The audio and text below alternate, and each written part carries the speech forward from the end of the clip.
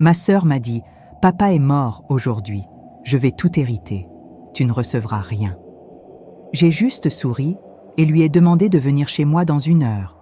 Quand elle est arrivée et a franchi la porte, elle n'a pas cru ce qu'elle a vu et a même crié « C'est impossible, tu avais… » Et elle est restée paralysée pendant quelques secondes.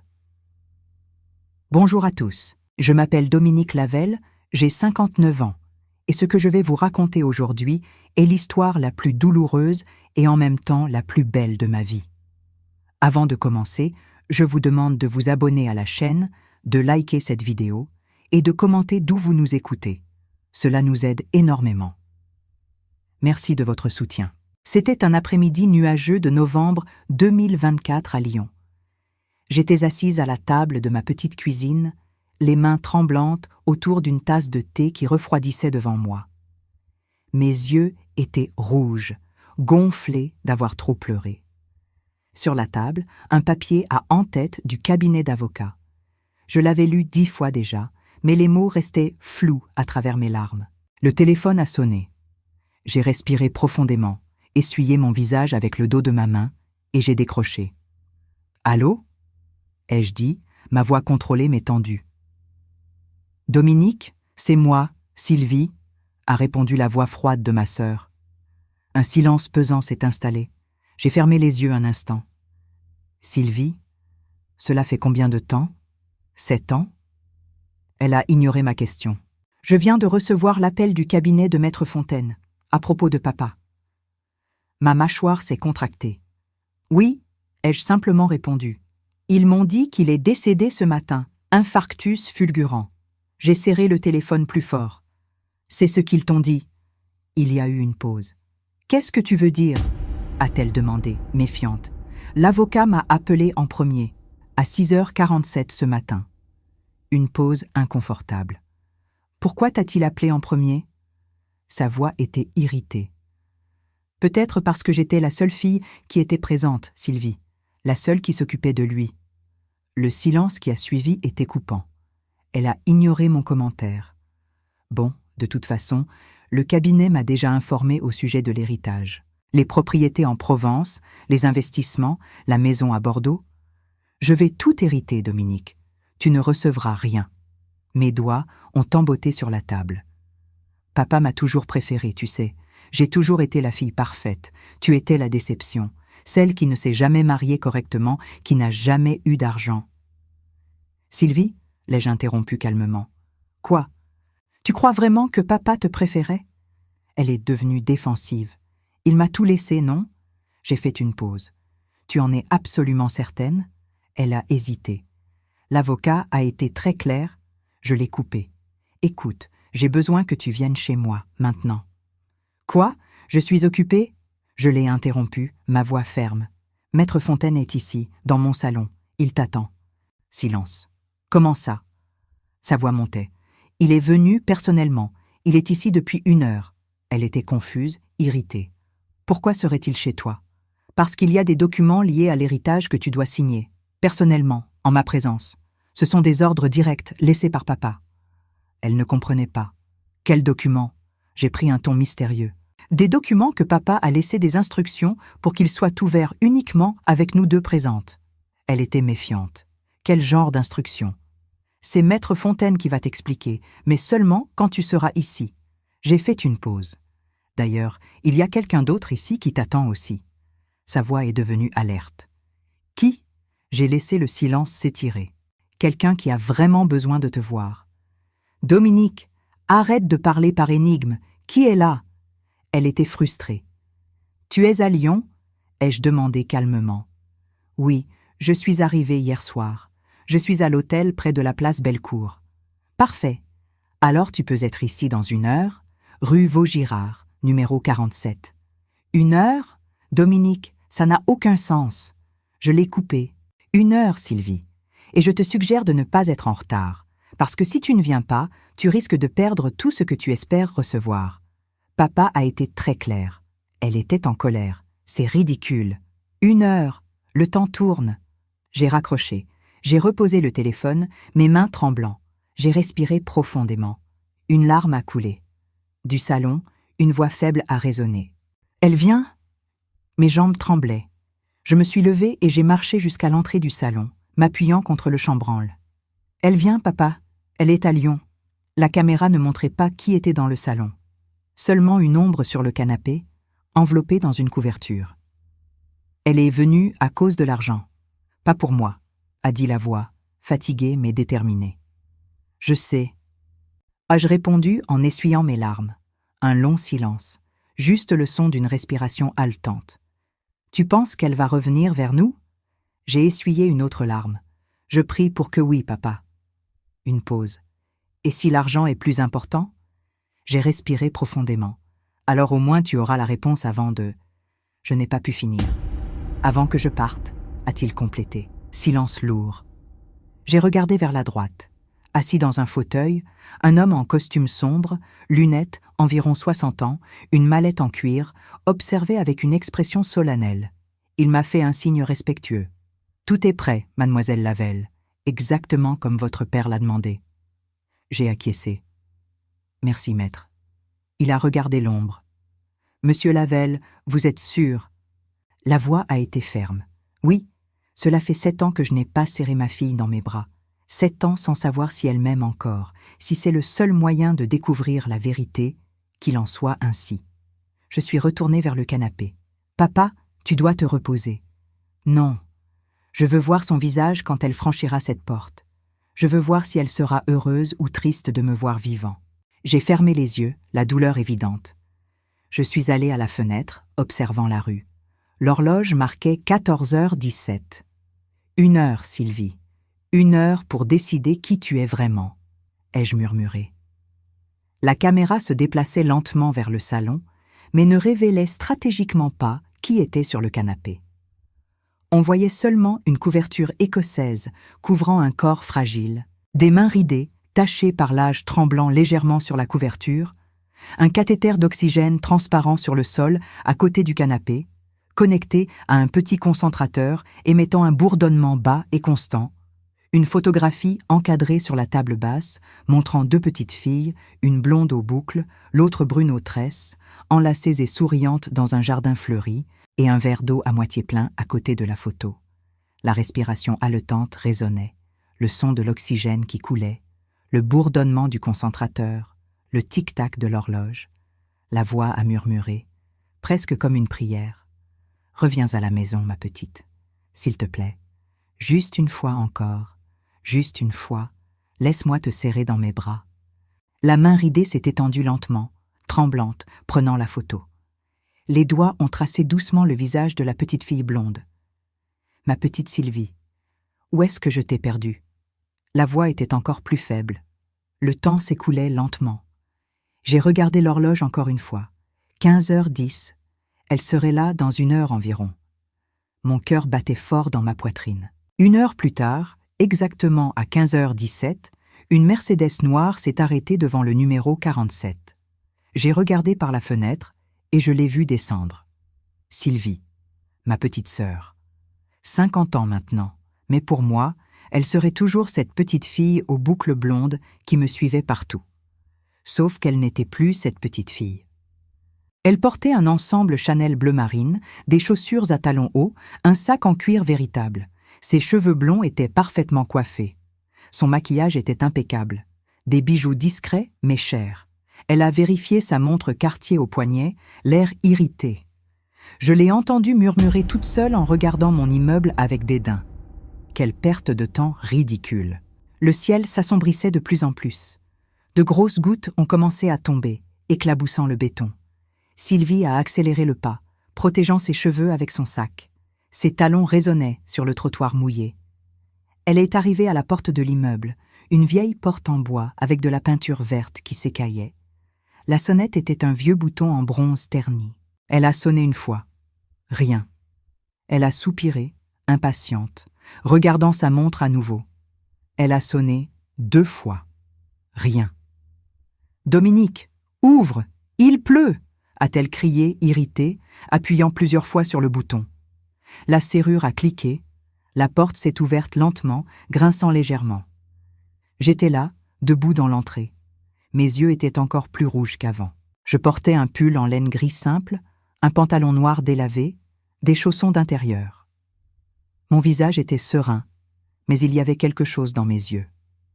Quelque chose comme une tristesse profonde, ou peut-être une attente. Tu en as mis du temps. Je commençais à me mouiller. Où est l'avocat? Je n'ai pas toute la journée. Jean-Philippe attend mon appel, et, a-t-elle dit en entrant sans attendre d'invitation, secouant les gouttes de ses cheveux. Entre, Sylvie.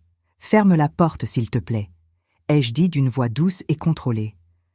Elle s'est arrêtée dans le petit hall, regardant autour d'elle en fermant la porte derrière elle. Le hall était étroit. Le sol en bois usé grinçait sous ses pas. Les murs avaient un papier peint floral, délavé, probablement des années 80. Un petit buffet avec un vase de fleurs séchées, de la lavande, un miroir ovale ancien au mur. Mon Dieu, Dominique, tu vis vraiment encore ici, dans cet endroit?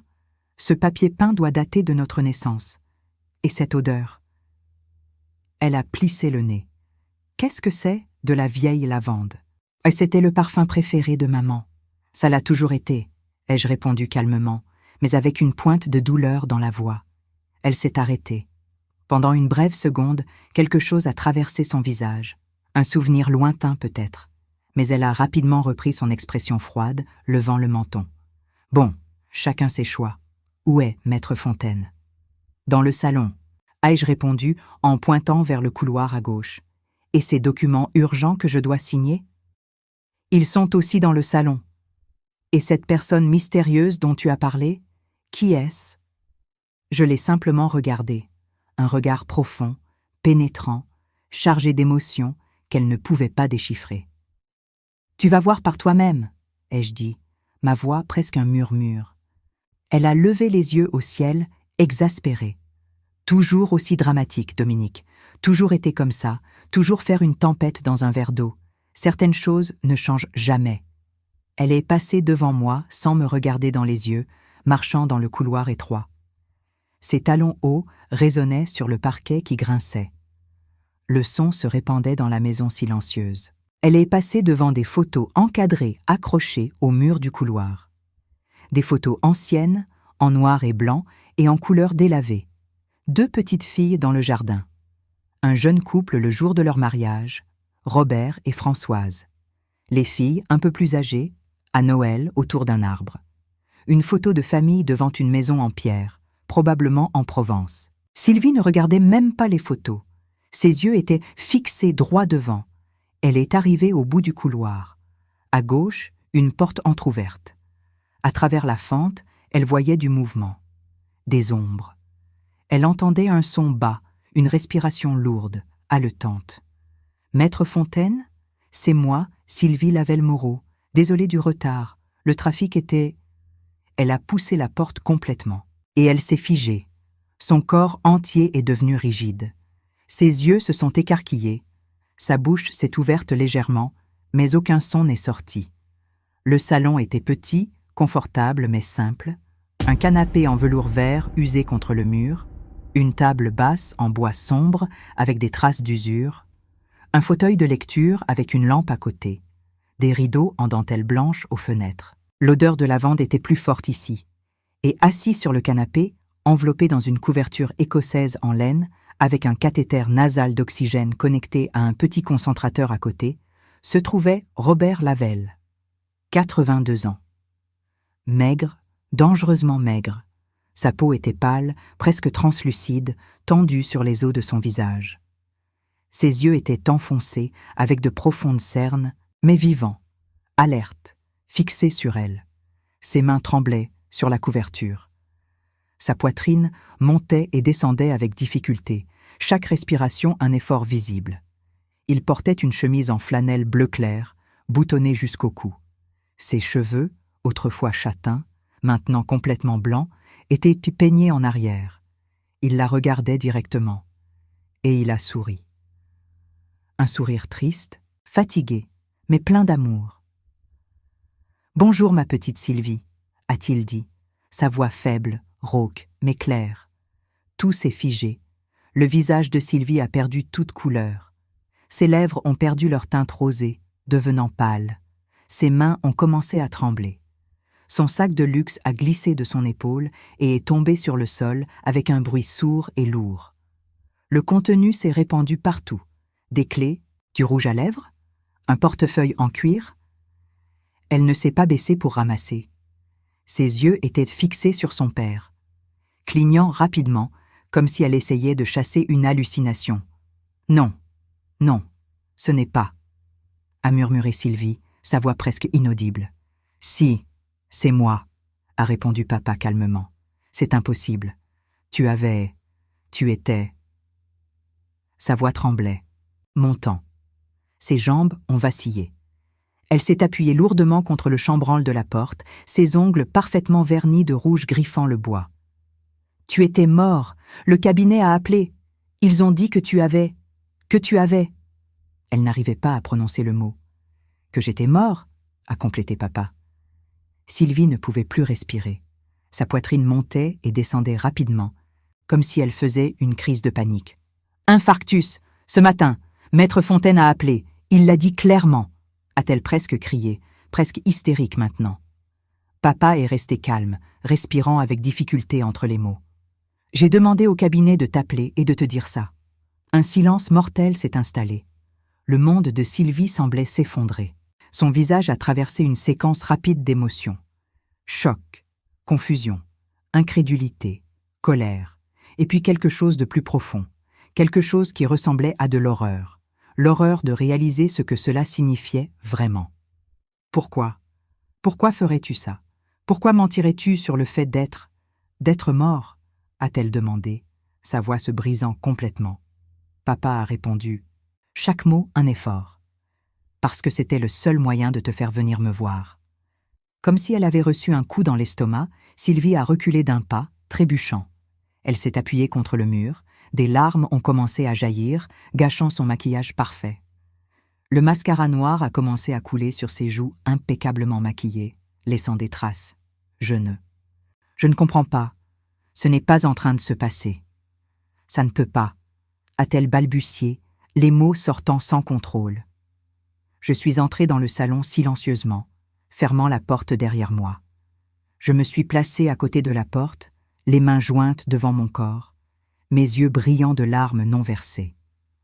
Dans le fauteuil à côté de la fenêtre, Maître Fontaine s'est levé respectueusement, faisant une légère révérence vers Sylvie. « Mademoiselle Lavelle-Moreau, je vous prie de m'excuser pour le stratagème. C'était à la demande expresse de votre père, documenté formellement il y a 2 semaines, a-t-il dit, sa voix formelle mais gentille. Sylvie l'a regardé, mais ne semblait pas vraiment le voir.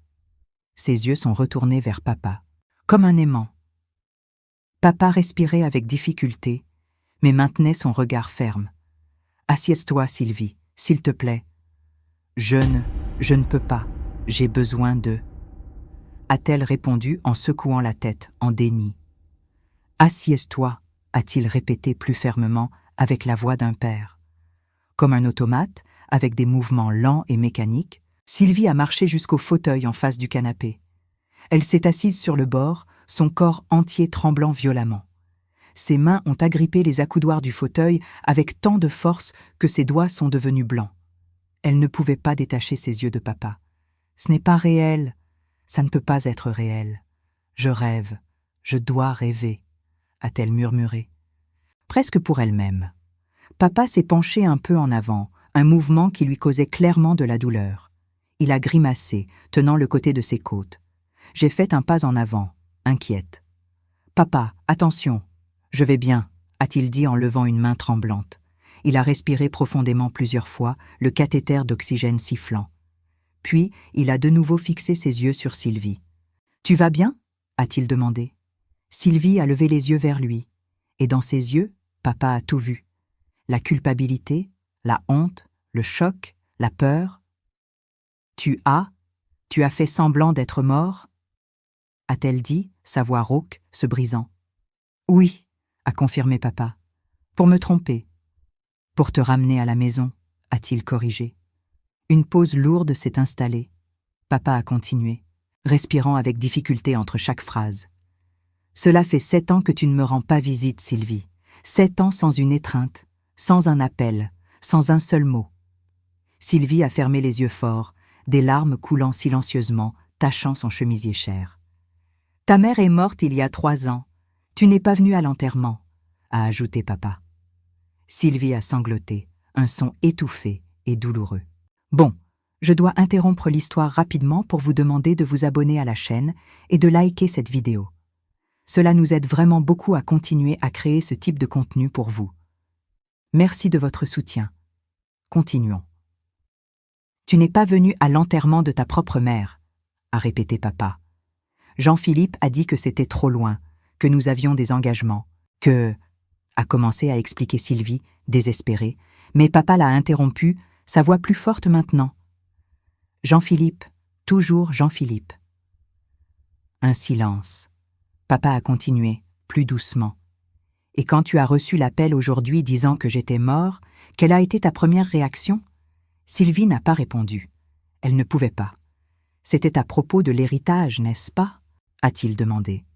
Le silence était assourdissant. Seulement le son de l'oxygène qui coulait et la respiration lourde de papa. Sylvie a ouvert la bouche, mais aucun mot n'est sorti. Elle a essayé à nouveau. A-t-elle commencé, sa voix très faible. La vérité, Sylvie. Après 7 ans, tu me dois au moins la vérité, a insisté papa. Des larmes coulaient librement maintenant sur le visage de Sylvie. Oui, a-t-elle chuchoté, chaque mot une confession douloureuse. Une pause. Oui, ma première pensée a été pour l'argent, pour l'héritage, pour combien j'allais recevoir, a-t-elle crié plus fort, sa voix se brisant. Elle a couvert son visage avec ses mains, sanglotant violemment. Je n'ai même pas demandé comment tu étais mort. Je n'ai même pas demandé si tu avais souffert. J'ai seulement pensé à moi, à l'argent, à l'héritage, a-t-elle avoué entre ses sanglots. Papa a fermé les yeux pendant un moment, respirant profondément. Une larme s'est échappée, glissant sur sa joue ridée. « Merci d'être honnête, » a-t-il dit, sa voix douce et triste. Sylvie a continué à pleurer, son corps entier secoué. « Maintenant, dis-moi, comment te sens-tu maintenant que tu as découvert que je suis vivant ?» a-t-il demandé. Sylvie a levé son visage. Son maquillage était complètement ruiné. Mascara taché, rouge à lèvres barbouillé, yeux gonflés et rouges. « Honteuse !» a-t-elle répondu, sa voix détruite. Une pause. « Horrible !» Une autre pause. « Comme un monstre !» a-t-elle murmuré douloureusement. Papa a acquiescé lentement. « Au moins, tu arrives encore à ressentir de la honte. Cela signifie qu'il reste encore quelque chose d'humain en toi, » a-t-il dit. Sylvie s'est complètement effondrée en pleurs. La pluie augmentait dehors. De lourdes gouttes frappèrent la fenêtre comme des tambours. Le ciel était presque noir. Papa a attendu patiemment pendant que Sylvie pleurait. Je suis restée près de la porte, mes propres larmes coulant silencieusement. Maître Fontaine observait en silence respectueux, sa mallette en cuir sur ses genoux. Après de longues minutes, Sylvie a finalement réussi à se contrôler suffisamment pour respirer. Elle a essuyé son visage avec le dos de ses mains, étalant encore plus le maquillage ruiné. « Tu vas mieux maintenant ?» a demandé papa, sa voix faible mais claire. Sylvie a hoché la tête légèrement, incapable de parler. « Bien, parce que nous devons parler, et je n'ai pas beaucoup de temps, » a-t-il dit. Sylvie a levé les yeux brusquement, alarmée. « Qu'est-ce que tu veux dire par « tu n'as pas beaucoup de temps » ? Papa a respiré profondément, une respiration sifflante et douloureuse. « J'ai un cancer du poumon, stade terminal. Les médecins m'ont donné 3 mois, peut-être moins. » Le monde de Sylvie s'est à nouveau arrêté. « Non, » a-t-elle murmuré. « Si. Cela fait 4 mois que je le sais. Cela fait 3 mois que j'ai commencé l'oxygène, » a expliqué papa. « Je ne savais pas. Personne ne me l'a dit. »« Pourquoi personne ?» a commencé Sylvie, sa voix montant. « Comment aurais-tu su? Tu n'as jamais demandé. »« Tu n'as jamais appelé? Tu n'es jamais venu ?» l'a interrompu papa. « Sylvie s'est tue. Dominique sait. Elle m'emmène chez les médecins. Elle s'occupe de moi. Elle est ici tous les soirs, » a-t-il continué. Sylvie m'a regardé, la culpabilité évidente sur son visage. « Mais toi, tu as disparu. Il y a 7 ans. Depuis que tu as épousé Jean-Philippe, » a ajouté papa. « Vous ne l'avez jamais aimé. Vous l'avez toujours jugé. Vous avez toujours dit qu'il n'était pas assez bien, s'est défendue Sylvie, sa voix faible. Non, nous avons dit qu'il n'était pas bon pour toi, a corrigé papa. Une pause. Et nous avions raison, n'est-ce pas? Sylvie a détourné le regard, incapable de répondre. Papa a continué avec difficulté. Tu étais généreuse, aimante, au grand cœur. Tu prenais soin de ta sœur quand vous étiez enfant. Tu te souviens quand Dominique a eu une pneumonie? Elle avait 17 ans. Tu en avais seulement 8. Tu n'as pas quitté son chevet pendant 3 jours à l'hôpital. Sylvie a fermé les yeux. Le souvenir est revenu, vif et douloureux. Ta mère a dû te forcer à manger. Tu ne voulais pas laisser ta sœur seule, a rappelé papa. J'ai essuyé une larme, me souvenant aussi. Qu'est-il arrivé à cette petite fille? A-t-il demandé. J'ai grandi, a murmuré Sylvie. Non, tu t'es perdue, a répondu papa. Un silence lourd s'est installé. Seulement le son de la pluie et de l'oxygène qui coulait. Papa s'est penché en avant à nouveau, ignorant la douleur. Il a regardé Sylvie directement dans les yeux. Quand as-tu regardé dans le miroir pour la dernière fois et aimé la personne que tu as vue? Sylvie n'a pas répondu. Elle ne pouvait pas. Quand as-tu fait quelque chose pour la dernière fois, juste parce que c'était la bonne chose à faire, pas parce que ça allait te donner de l'argent ou du statut? A-t-il insisté. Des larmes ont recommencé à tomber du visage de Sylvie. Quand t'es-tu sentie vraiment heureuse pour la dernière fois? Papa a pointé vers une autre photo sur le mur. Sylvie adolescente, peut-être 16 ou 17 ans, tenant un chien errant, riant avec une joie authentique. Tu as trouvé ce chien dans la rue, il était blessé. Tu as dépensé tes économies pour l'emmener chez le vétérinaire. Tu t'es occupé de lui jusqu'à ce qu'il guérisse. Ensuite, tu as trouvé une famille pour l'adopter, a raconté papa. Sylvie a regardé la photo, le souvenir inondant son esprit. Tu étais radieuse, heureuse, pas parce que tu avais gagné quelque chose, mais parce que tu avais aidé quelque chose de plus faible que toi. Une pause. C'était toi, la vraie toi. Je ne suis plus cette personne, a dit Sylvie en pleurant. Non, tu ne l'es plus. Et la question est, pourquoi? A demandé papa. Silence. Jean-Philippe, il t'a changé, petit à petit, jour après jour. Il t'a convaincu que ta famille n'était pas assez bien, que nous sommes pauvres, sans classe, embarrassants. Sylvie a fermé les yeux fort. Il t'a isolé, il t'a éloigné de nous, et tu l'as laissé faire, a continué papa. Il a dit que je devais me concentrer sur mon avenir, que vous me reteniez, que je méritais mieux, a répliqué Sylvie, désespérée. Mieux que quoi? Mieux que l'amour? Mieux que la famille? A demandé papa. Sylvie n'avait pas de réponse. Papa a respiré avec difficulté. Quand ta mère était en train de mourir, elle demandait après toi tous les jours. Où est ma Sylvie? Disait-elle. Quand vient-elle me voir? Sylvie a sangloté fort. Je lui mentais. Je disais que tu voyageais, que tu viendrais bientôt. Je ne voulais pas qu'elle meure en sachant que tu l'avais abandonnée. Mais à la fin, elle savait. Les mères savent toujours. Une pause douloureuse. Ces derniers mots ont été « Dis à Sylvie que je pardonne et que je l'aime encore ». Sylvie s'est pliée sur elle-même, sanglotant de manière incontrôlable. Je me suis approchée, m'agenouillant à côté du fauteuil de Sylvie, mais je ne l'ai pas encore touchée. Je suis juste restée là, près d'elle. Maintenant, je suis en train de mourir. Pour de vrai cette fois.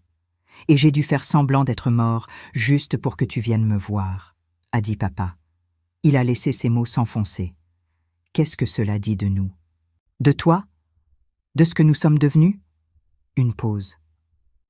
Je t'aime, Sylvie. Je t'ai toujours aimée. Mais l'amour ne suffit pas si un seul côté aime. Il a fermé les yeux, fatigué. Je t'ai amené ici aujourd'hui parce que j'ai besoin de savoir, avant de partir, s'il reste encore quelque chose de ma fille en toi, ou si l'argent et Jean-Philippe l'ont complètement tué. Sylvie a levé la tête. Son visage détruit. Maquillage ruiné, yeux gonflés, nez rouge. Je suis horrible. Je suis la pire fille du monde. Je ne mérite pas ton amour. Je ne mérite rien, a-t-elle dit, sa voix rauque. Peut-être pas, mais je t'aime encore. Et j'ai encore besoin d'une réponse. a répondu papa. Il la regardait intensément. Pourquoi l'argent est-il devenu plus important que la famille? Sylvie a respiré profondément, tremblante. Elle s'est essuyé le visage à nouveau. Je ne sais pas quand c'est arrivé. C'était graduel. Jean-Philippe disait toujours que vous ne compreniez pas notre monde, que les gens qui réussissent ne pouvaient pas se permettre d'être sentimentaux, que la famille était une distraction. Une pause. Je voulais tellement prouver que j'avais de la valeur, que je n'étais pas juste la petite sœur, la belle mais vide. Je voulais être quelqu'un, a-t-elle expliqué, sa voix se brisant. Tu as toujours été quelqu'un. Pour nous, a dit papa, mais pas pour moi-même. Jean-Philippe me faisait sentir importante, puissante, mais je ne devenais pas plus forte. Je devenais vide. Silence. Et quand je m'en suis rendu compte, j'avais déjà perdu tout le monde, a-t-elle murmuré. Il n'est jamais trop tard pour rentrer à la maison. La question est, le veux-tu? A demandé papa. Papa était clairement épuisé. Sa respiration était plus difficile, plus superficielle. Il s'est adossé au canapé, fermant les yeux pendant un moment. « Papa, tu dois te reposer. C'est trop pour toi, » ai-je dit, inquiète. « Non, pas encore. Je dois terminer, » a-t-il répondu en rouvrant les yeux. Il a regardé Sylvie à nouveau. « Papa, je suis désolée, je suis tellement désolée. Je ne sais même pas comment commencer à demander pardon pour... » a commencé Sylvie, mais papa a levé la main. « Je n'ai pas encore terminé ce que je suis venue faire. » Une pause. « Il y a plus que tu dois savoir. » Il a fait un signe à Maître Fontaine, qui s'est levé et s'est approché avec sa mallette en cuir. « Monsieur Lavelle, vous êtes sûr? Nous pouvons faire cela un autre jour quand vous serez... » a dit l'avocat avec inquiétude. « Maintenant, » a insisté papa fermement. L'avocat a ouvert sa mallette et en a sorti plusieurs documents. Il les a remis à papa, qui les a tenus avec des mains tremblantes. « Sylvie, tu as demandé au sujet de l'héritage. De combien tu allais recevoir ?» a dit papa. Sylvie a baissé les yeux, honteuse. « Je m'en fiche maintenant, je te jure, je... » « Laisse-moi terminer, l'a-t-il interrompu. Il a respiré profondément. « J'ai 2 propriétés en Provence, une maison à Bordeaux, des investissements qui valent environ 200 000 euros, et un compte avec 340 000 euros. » Une pause. « Tout cela sera divisé également entre vous deux. » Sylvie a secoué la tête avec véhémence. « Non, Dominique mérite tout. Elle s'est occupée de toi, elle, également. Vous êtes toutes les 2 mes filles. Je vous aime de la même façon, » a dit papa fermement. Des larmes ont coulé sur le visage de Sylvie. « Mais il y a des conditions, » a-t-il ajouté. Sylvie l'a regardé. « La maison à Bordeaux ne peut pas être vendue. Jamais. Elle vous appartient à toutes les 2 ensemble.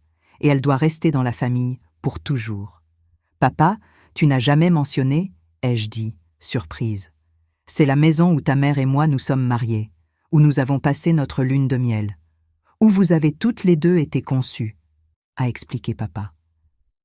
Il a souri faiblement. « C'est là où nous avons été les plus heureux.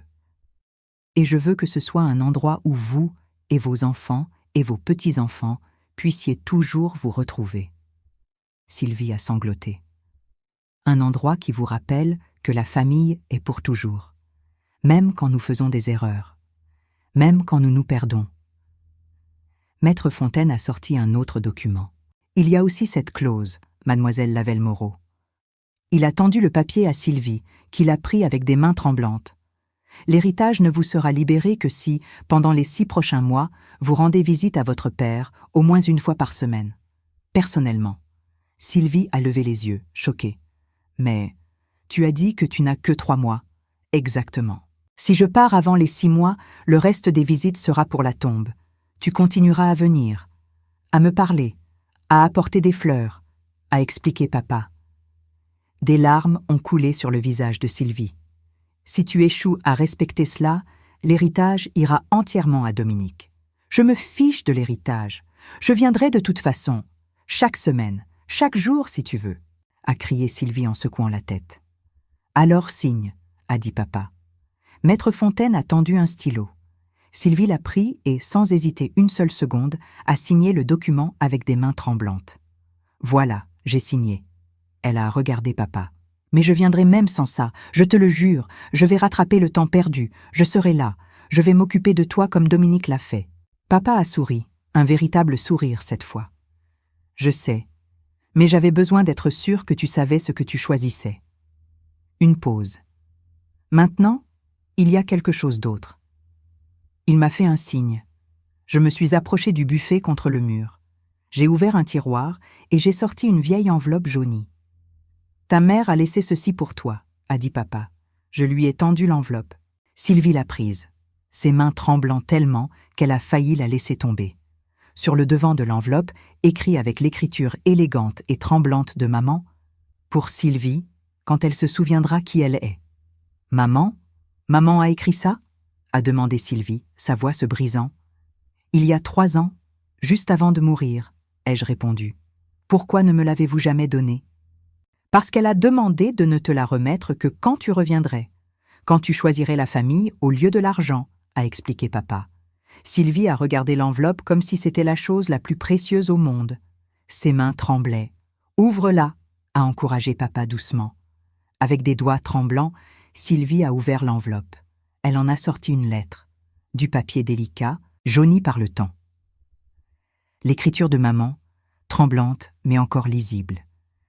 Sylvie a commencé à lire en silence d'abord. Ses yeux se sont remplis de larmes immédiatement. Puis, elle a commencé à lire à voix haute, sa voix brisée par l'émotion. « Ma chère Sylvie, si tu lis ceci, cela signifie que tu as trouvé le chemin du retour. J'ai toujours su que tu le trouverais. J'ai toujours cru que ma petite fille au grand cœur reviendrait. Peu importe le temps que cela a pris, peu importe combien d'erreurs tu as faites. Le véritable amour attend toujours, pardonne toujours. Prends soin de ton père, prends soin de ta sœur, et prends soin de toi-même, ma chérie. Tu mérites d'être aimée. Pas pour ce que tu as, mais pour qui tu es. Je t'ai aimé depuis le premier moment où je t'ai tenue dans mes bras. Et je t'aimerai pour toujours, où que je sois. Ta mère qui ne t'a jamais oubliée, Françoise. » Sylvie s'est effondrée en sanglots. Je me suis approchée et je l'ai serrée dans mes bras.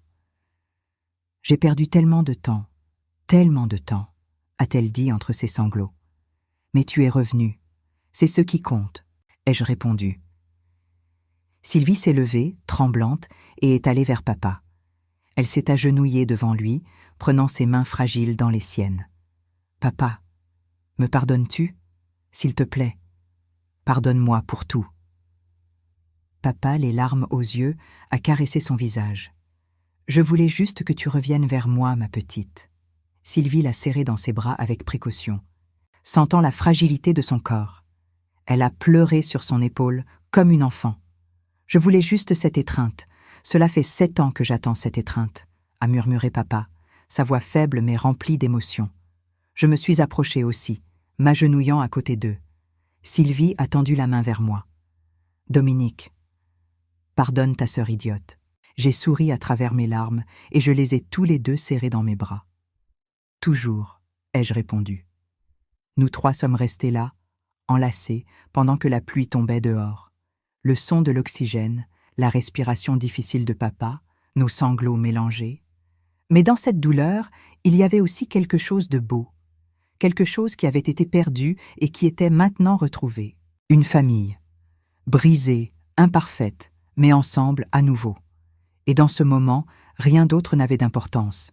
Les jours qui ont suivi cet après-midi ont été les plus intenses de ma vie. Sylvie est revenue le lendemain, et le jour d'après, et celui d'après encore. Elle venait tous les jours maintenant, pas une fois par semaine comme le testament l'exigeait.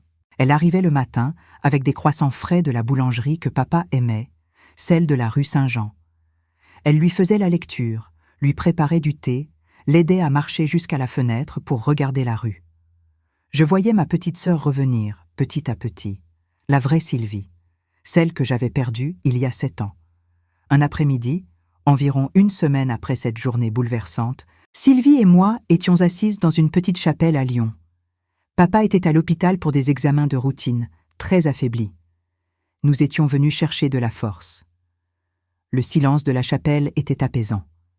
Les bougies vacillaient doucement. L'odeur de l'encens flottait dans l'air.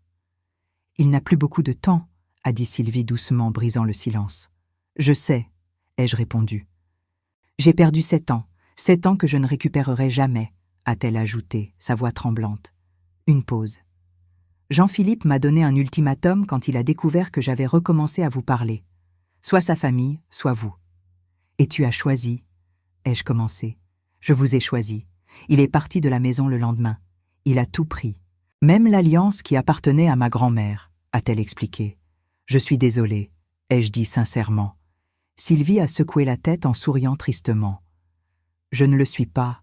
Pour la première fois depuis des années, je peux dormir sans avoir l'impression de vivre un mensonge. Il m'a transformée en quelqu'un que je détestais et je l'ai laissé faire.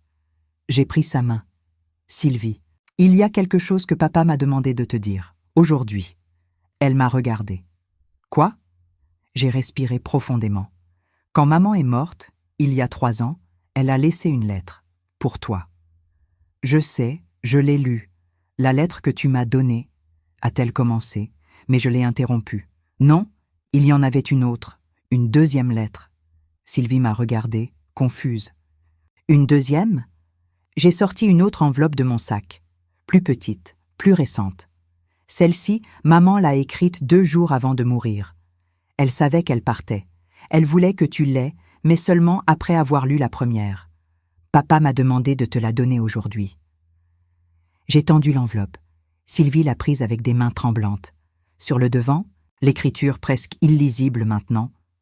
Pour ma Sylvie, ma dernière lettre. Sylvie a ouvert l'enveloppe lentement, comme si elle avait peur de ce qu'elle allait trouver à l'intérieur. Elle en a sorti une seule feuille de papier. L'écriture était à peine lisible, les mots tremblants, certains, à peine formés. Maman devait être très faible quand elle l'avait écrite. Sylvie a commencé à lire en silence. J'ai vu ses yeux s'élargir, ses lèvres trembler. Puis elle a commencé à lire à voix haute, sa voix se brisant à chaque mot. Ma chère Sylvie, c'est ma dernière nuit. Je le sens. Demain, je ne serai plus là. Dominique est à côté de moi, elle dort sur la chaise, épuisée. Ton père tient ma main. Mais toi, tu n'es pas là. Et ça me brise le cœur. Pas parce que je suis en colère, mais parce que je sais que tu te détestes pour ça. Sylvie s'est arrêtée, sanglotant. J'ai posé ma main sur son épaule. Elle a continué. Je veux que tu saches quelque chose que je n'ai dit à personne d'autre, pas même à ton père. Quand tu avais 5 ans, tu es tombé gravement malade. Une méningite. Les médecins ont dit qu'il y avait 50% de chances que tu ne survives pas. J'ai prié toute la nuit. J'ai fait un pacte. J'ai dit que si tu vivais, je pardonnerais tout. N'importe quoi. Parce qu'avoir ma fille en vie était tout ce qui comptait. Sylvie pleurait maintenant ouvertement.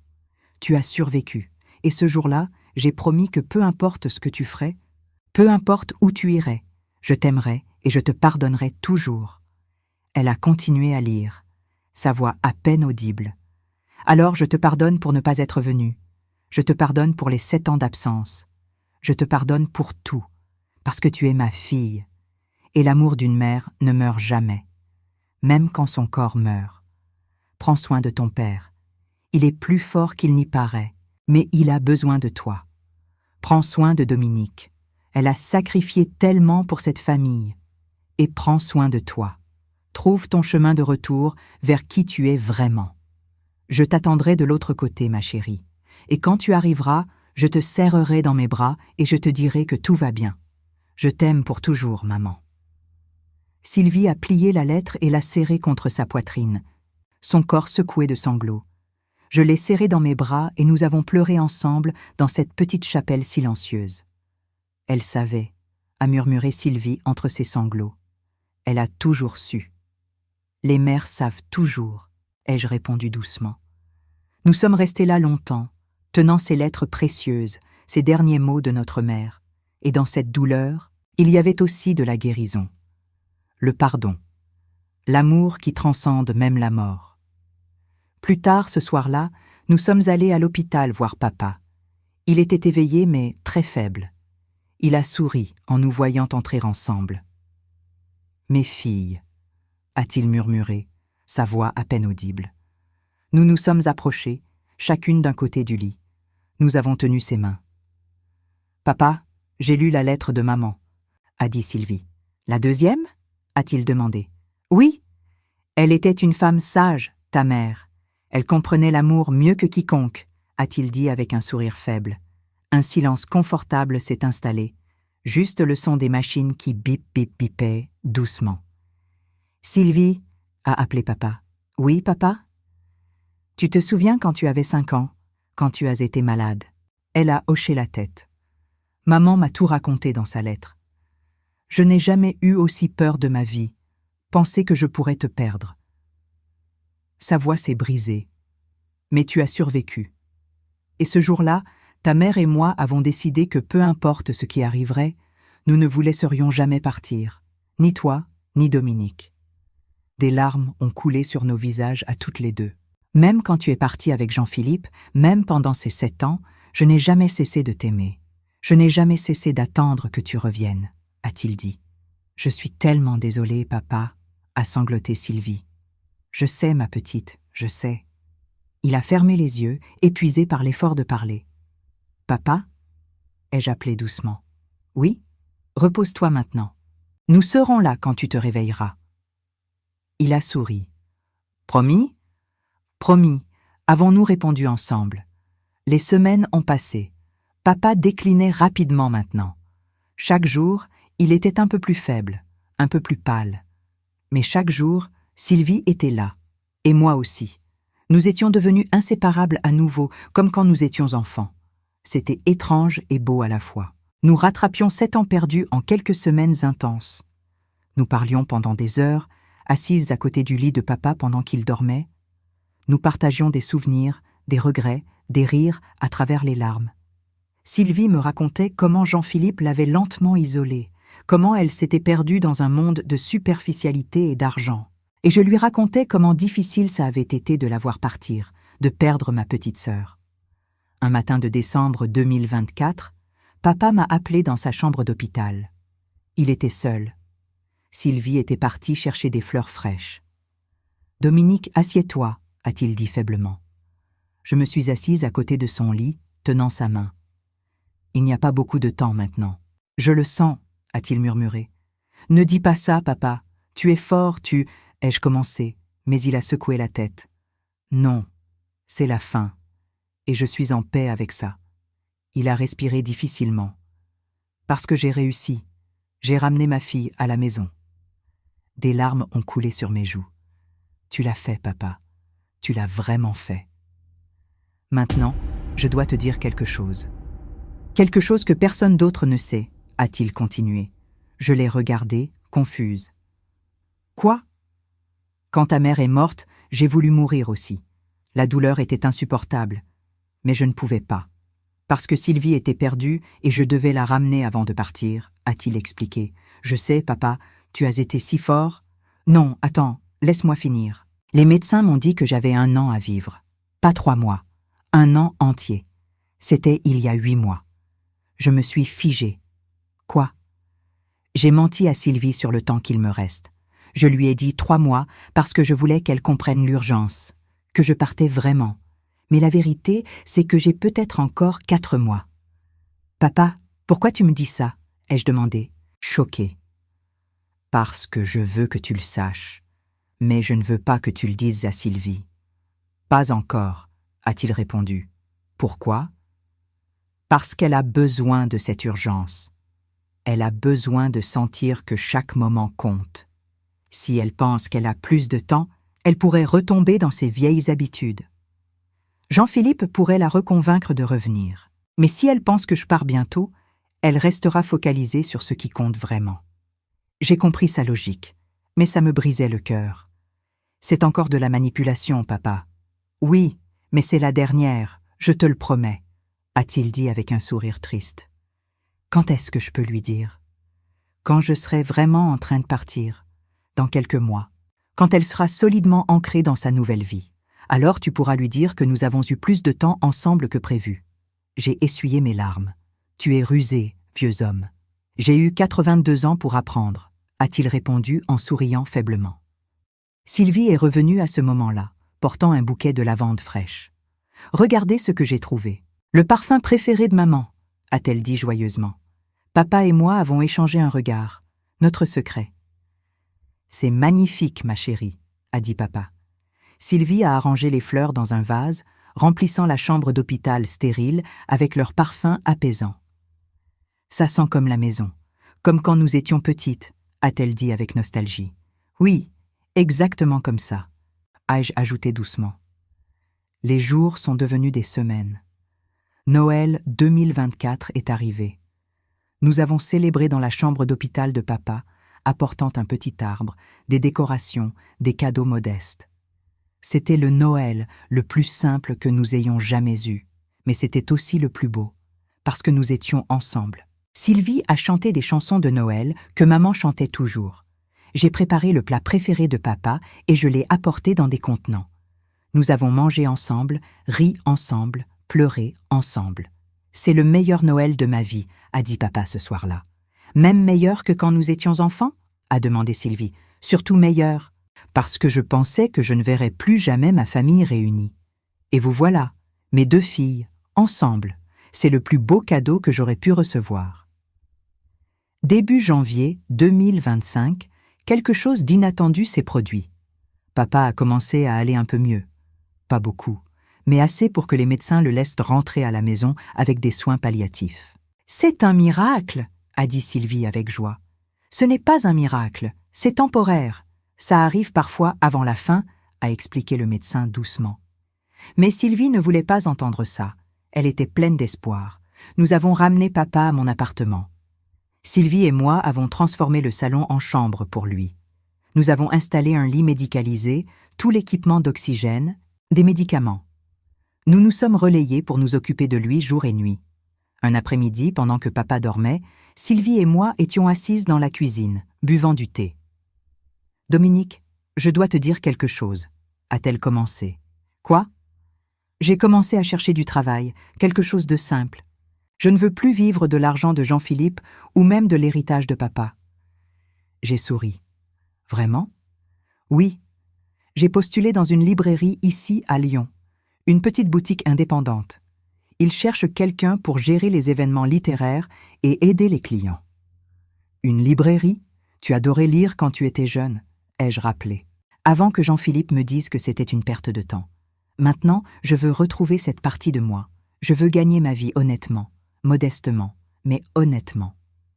Je suis fière de toi, petite sœur, ai-je dit en serrant sa main. J'ai aussi pris une décision. Je vais vendre mon appartement à Paris, celui que Jean-Philippe et moi avons acheté. Je vais prendre quelque chose de petit ici à Lyon, pour être près de toi, pour être près de papa, le temps qu'il reste. Des larmes de joie ont coulé sur mes joues. Tu vas rester ? Je vais rester. C'est ici que je dois être. C'est ici qu'est ma famille. Nous nous sommes enlacés, 2 sœurs retrouvées. Maman serait tellement heureuse, ai-je murmuré. Papa aussi. C'est pour ça qu'il a fait tout ça, pour nous ramener ensemble. À ce moment, nous avons entendu la voix de papa depuis le salon. Les filles ? Nous nous sommes précipités vers lui. Il était éveillé, souriant. Je vous ai entendu parler. Sylvie, tu restes vraiment ? Oui, papa, je reste. Les larmes ont coulé sur le visage de papa. Alors j'ai vraiment réussi. J'ai ramené ma famille d'ensemble. Il nous a fait signe de nous approcher. Nous nous sommes agenouillés de chaque côté de son lit. Il a pris nos mains dans les siennes, si fragiles maintenant. Écoutez-moi bien toutes les deux.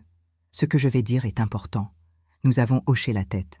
La vie est courte, trop courte pour la gaspiller avec des regrets, de la colère ou de l'orgueil. Votre mère le savait.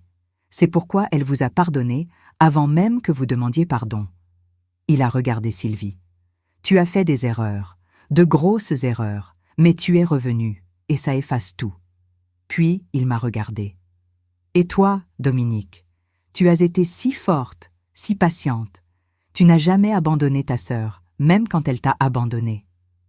Je veux que vous vous promettiez quelque chose.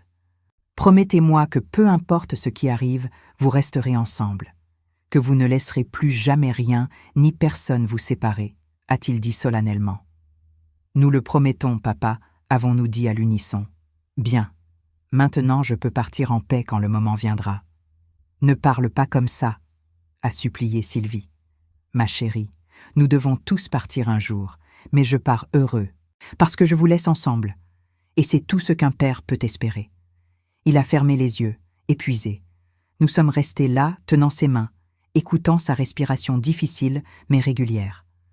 Les semaines ont continué à passer. Sylvie a obtenu le travail à la librairie.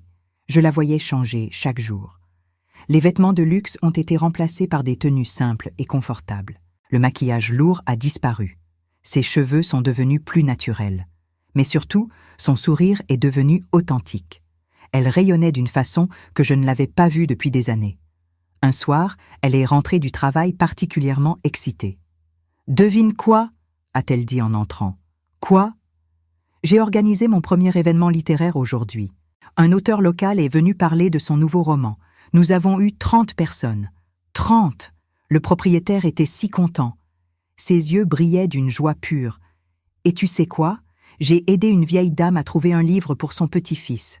Elle était tellement reconnaissante qu'elle m'a serrée dans ses bras. Une étrangère m'a serrée dans ses bras parce que je l'ai aidée. Quand est-ce que ça m'est arrivé pour la dernière fois? Ai-je demandé en souriant. Jamais. Avec Jean-Philippe, tout était transactionnel. Mais aujourd'hui, j'ai juste aidé quelqu'un parce que c'était la bonne chose à faire. Et ça m'a rendue heureuse, vraiment heureuse.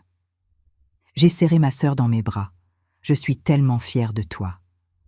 Papa, qui écoutait depuis son lit, a appelé faiblement. « Sylvie, viens ici. » Elle s'est approchée. « Oui, papa? Ta mère aurait été si fière de la femme que tu es redevenue. Je suis fière aussi. » Sylvie s'est agenouillée à côté de lui, posant sa tête sur sa main. « Merci, papa. Merci de ne pas avoir abandonné avec moi. Merci d'avoir fait ce que tu as fait, même si c'était fou. Parfois l'amour doit être un peu fou, » a-t-il dit en souriant faiblement. En février 2025, papa a eu une rechute sérieuse. Les médecins ont dit que c'était la fin maintenant. Vraiment. Il avait peut-être quelques jours, peut-être une semaine. Nous avons installé un lit d'hôpital plus confortable. Une infirmière venait 2 fois par jour, mais c'était surtout Sylvie et moi qui nous occupions de lui. Une nuit, papa m'a appelé. Il était 3 heures du matin. Sylvie dormait dans le fauteuil à côté de lui. « Dominique ?» a-t-il murmuré. « Je suis là, papa », ai-je dit en prenant sa main. Il est temps de lui dire, sur le temps supplémentaire que nous avons eu. J'ai regardé Sylvie dormir paisiblement. « Tu es sûre ?»« Oui, elle est forte maintenant, elle peut l'entendre. Et elle mérite de savoir que nous avons eu plus de temps ensemble que ce qu'elle pensait. » J'ai hoché la tête. Je lui dirai demain. « Bien. Maintenant écoute, je veux que tu saches quelque chose. Tu as été ma force pendant toutes ces années. Après la mort de ta mère, tu étais ma raison de continuer. Sans toi, je me serais laissé partir il y a longtemps. Papa. Non, laisse-moi finir. Tu as sacrifié tellement. Ton temps, ton énergie, tes propres rêves, pour t'occuper de moi, pour essayer de ramener ta sœur. Tu es la colonne vertébrale de cette famille, Dominique, et je veux que tu le saches. Les larmes ont coulé sur mes joues. Je l'ai fait par amour, papa, pas par obligation. Je sais, c'est pourquoi tu es si spécial. Maintenant, promets-moi quelque chose. Quoi? Après mon départ, vis ta vie, vraiment. Ne te contente pas de prendre soin de tout le monde. Trouve ta propre joie, ta propre passion, d'accord? Je promets, ai-je dit en sanglotant doucement. Bien, maintenant va dormir. Tu en as besoin. Le lendemain matin, j'ai réveillé Sylvie. Nous avons pris le petit déjeuner ensemble pendant que papa dormait. « Il y a quelque chose que je dois te dire, » ai-je commencé. « Quoi? Tu te souviens quand papa nous a dit qu'il avait 3 mois à vivre? C'était en novembre. » Sylvie a hoché la tête. « Il a menti. Enfin, pas vraiment menti. Mais il n'a pas dit toute la vérité. Qu'est-ce que tu veux dire? Les médecins lui avaient donné 1 an, pas 3 mois. Il te l'a dit pour que tu comprennes l'urgence. Pour que tu ne penses pas que tu avais tout le temps du monde. » Sylvie m'a regardée, incrédule. « Il a fait ça? » « Oui, il voulait que chaque moment compte pour toi. Et ça a marché, n'est-ce pas? » Sylvie est restée silencieuse pendant un long moment, traitant cette information. Puis elle a souri à travers ses larmes. « Ce vieil homme rusé, il nous a manipulés jusqu'à la fin. Il l'a fait par amour. Je sais, Et je ne suis pas en colère. Je suis reconnaissante. Parce qu'il avait raison. Si j'avais pensé avoir plus de temps, j'aurais peut-être procrastiné. Peut-être que Jean-Philippe m'aurait reconvaincu. Mais l'urgence m'a gardé focalisée. C'est exactement ce qu'il a dit. Alors nous avons eu 4 mois ensemble. Pas juste quelques semaines, a réalisé Sylvie. Oui, 4 mois précieux. C'est un cadeau, un dernier cadeau de papa. Nous avons pleuré ensemble, tenant nos tasses de thé, reconnaissantes pour chaque moment que nous avions eu. Cet après-midi-là, Sylvie est allée voir papa. Elle s'est assise à côté de son lit. Papa, Dominique m'a dit, à propos du temps supplémentaire. Il a ouvert les yeux. Tu es en colère. Non. Je suis reconnaissante. Tu m'as sauvée, papa, de moi-même, de Jean-Philippe, de ma propre stupidité. Je devais le faire. Tu es ma fille. Et tu es le meilleur père du monde, même quand tu mens, a-t-elle dit en souriant à travers ses larmes. Il a ri faiblement. Surtout quand je mens. Ils ont ri ensemble, un moment de légèreté au milieu de tant de tristesse. Papa? Oui? Merci. Pour tout. Pour ne jamais abandonner. Pour m'aimer même quand je ne le méritais pas. Pour me ramener à la maison. C'était mon honneur, ma petite. Papa est décédé paisiblement une semaine plus tard, un mardi matin de février 2025. Sylvie et moi étions toutes les deux à ses côtés, tenant chacune une de ses mains. Il s'est endormi et ne s'est simplement jamais réveillé. C'était exactement comme il l'aurait voulu. Entouré de ses 2 filles, dans la paix, sans douleur à la fin. Nous avons pleuré, bien sûr. Nous avons pleuré pendant des heures. Mais à travers les larmes, il y avait aussi de la gratitude. Parce qu'il était parti heureux. Il avait accompli ce qu'il voulait. Il nous avait réunis. Les funérailles ont été simples mais belles. Une petite cérémonie dans la même chapelle où Sylvie et moi avions parlé des mois auparavant. Il y avait peut-être 30 personnes. Des vieux amis de papa, des voisins, quelques collègues de mon travail, le propriétaire de la librairie où travaillait Sylvie, et Maître Fontaine, bien sûr. Sylvie a lu la première lettre de maman pendant la cérémonie. Sa voix tremblait, mais elle était forte. Pour ma Sylvie, quand elle se souviendra qui elle est, a-t-elle commencé. Quand elle a fini, il n'y avait pas un œil sec dans la chapelle. J'ai parlé ensuite. J'ai raconté comment papa ne m'avait jamais abandonnée, comment il avait pris soin de nous toutes les deux même à la fin de sa vie, comment son dernier acte avait été de nous ramener ensemble. Il nous a donné le plus grand cadeau qu'un père puisse donner, ai-je dit. Il nous a donné l'une à l'autre, et pour ça, je serai éternellement reconnaissante. Après les funérailles, nous avons eu une petite réception chez moi. Les gens partageaient des souvenirs de papa, riaient à travers leurs larmes, mangeaient les petits sandwichs et les gâteaux que Sylvie et moi avions préparés. Maître Fontaine s'est approché de nous vers la fin. « Mesdames Lavelle, nous devons organiser une réunion pour finaliser les affaires de votre père. Quand vous serez prêtes, bien sûr. Nous pouvons le faire la semaine prochaine, ai-je dit. Sylvie a hoché la tête en accord. Très bien, je préparerai tous les documents. Oh, et il y avait une dernière lettre, de votre père. Il m'a demandé de vous la donner après son départ. Il nous a tendu une enveloppe. Merci, maître, a dit Sylvie en la prenant. Une fois tout le monde parti, Sylvie et moi nous sommes assises dans le salon maintenant vide. Le lit d'hôpital avait été enlevé. C'était juste notre vieux canapé vert à nouveau. Mais l'odeur de papa était encore là. Son eau de Cologne, l'oxygène, les médicaments. « Tu es prête à lire ça ?» ai-je demandé en regardant l'enveloppe. « Oui, lisons-la ensemble », a répondu Sylvie. Elle a ouvert l'enveloppe. À l'intérieur, une seule feuille de papier avec l'écriture tremblante de papa. Sylvie a commencé à lire à voix haute. « Mes chères filles, si vous lisez ceci, je suis partie, et je suis en paix, parce que je vous ai vues réunies. Je vous ai vues vous pardonner l'une l'autre. Je vous ai vues redevenir sœurs. C'était tout ce que je voulais. Dominique, ma forte, tu as été ma lumière dans les moments les plus sombres. Sans toi, je me serais perdue après la mort de ta mère. Tu as sacrifié tellement, et je veux que tu saches que ce n'est pas passé inaperçu. Maintenant, il est temps pour toi de vivre pour toi-même, de trouver ta propre joie. Promets-moi que tu le feras. » Sylvie a fait une pause, me regardant. J'ai essuyé mes larmes et j'ai hoché la tête. Elle a continué. « Sylvie, ma petite, tu t'es perdue pendant un moment, Mais tu t'es retrouvée. Je suis si fière de la femme que tu es redevenue. Continue sur ce chemin. Reste humble, reste authentique. Et ne laisse plus jamais personne te dire que tu n'es pas assez. Maintenant, écoutez-moi bien toutes les deux.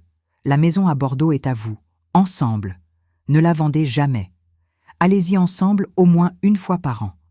Asseyez-vous sur la terrasse où votre mère et moi avions l'habitude de boire du café chaque matin. Regardez les jardins que nous avons plantés ensemble. Et souvenez-vous que la famille est la seule chose qui compte vraiment dans cette vie. Tout l'argent, les propriétés, les investissements, ce ne sont que des choses. Elles vont et viennent.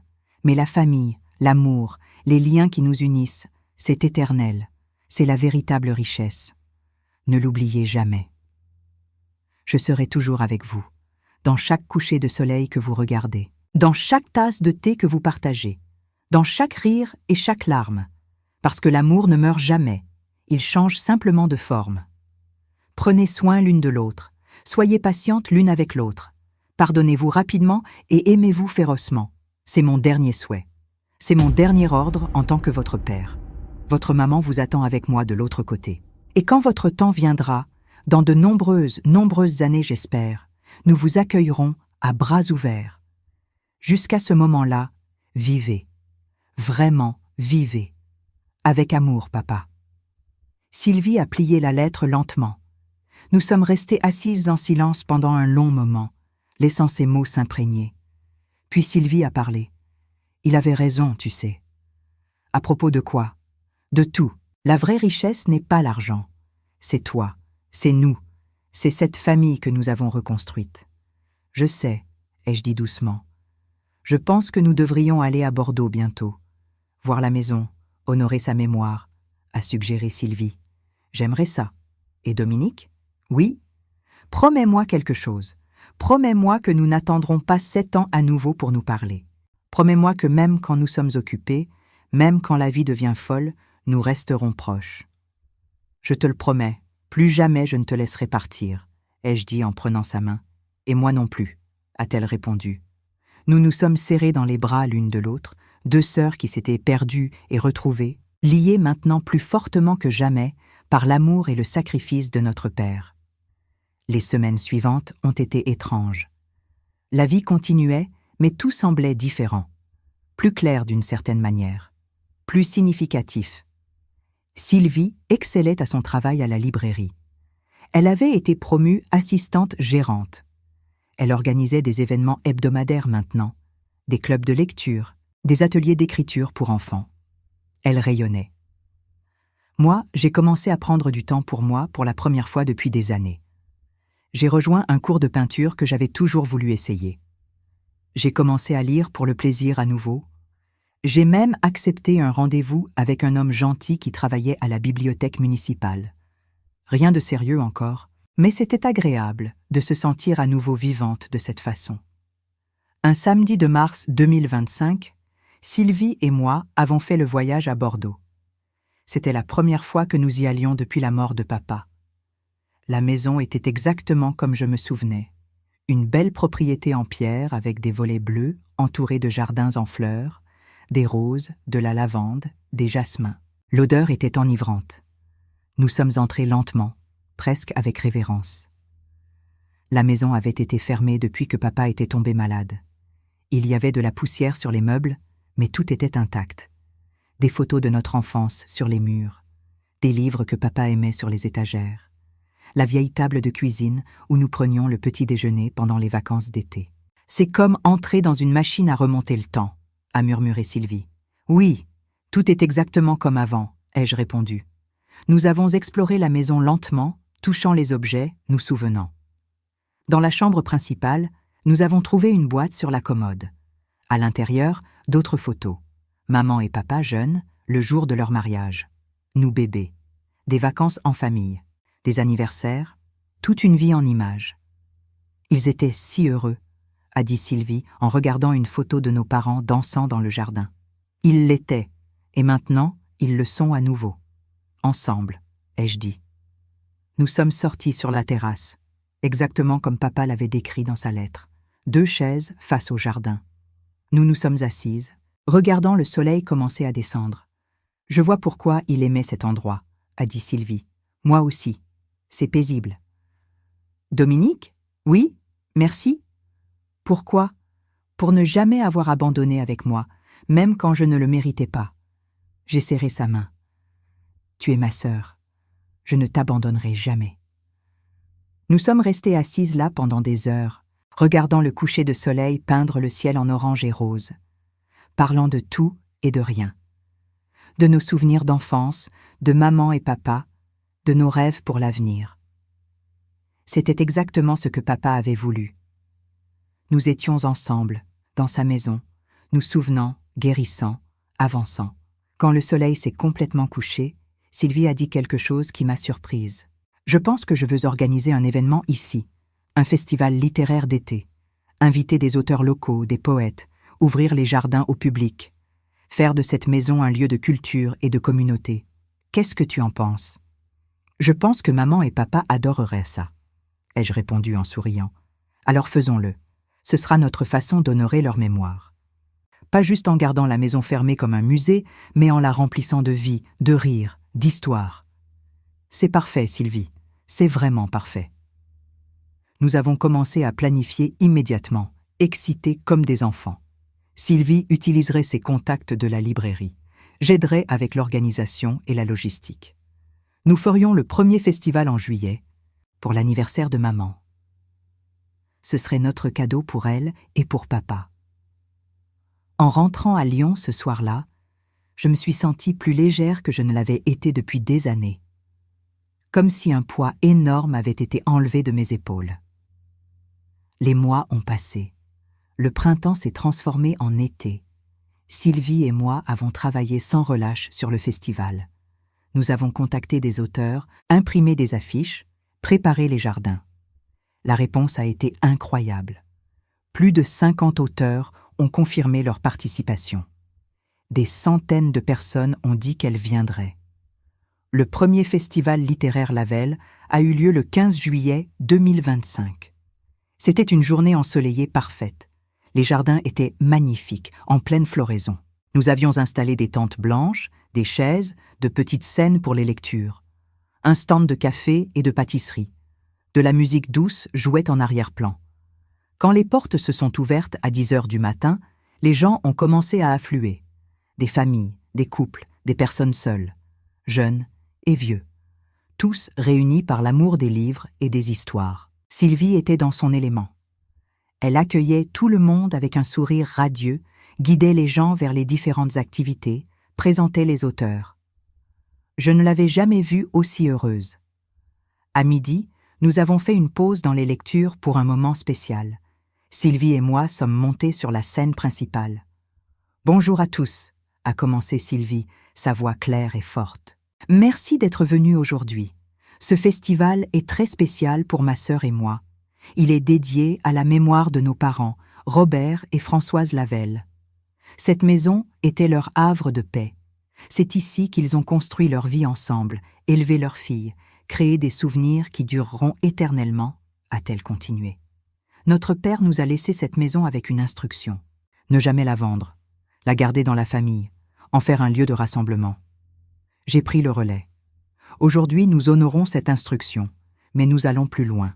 Nous ouvrons cette maison à vous tous, parce que la famille n'est pas seulement le sang, c'est aussi la communauté, les histoires partagées, les moments ensemble. Alors, bienvenue dans la maison Lavelle. Bienvenue dans notre famille, a conclu Sylvie. Les applaudissements ont été chaleureux et sincères. Plusieurs personnes avaient les larmes aux yeux. Le reste de la journée a été magique. Des auteurs ont lu leurs œuvres sous les arbres.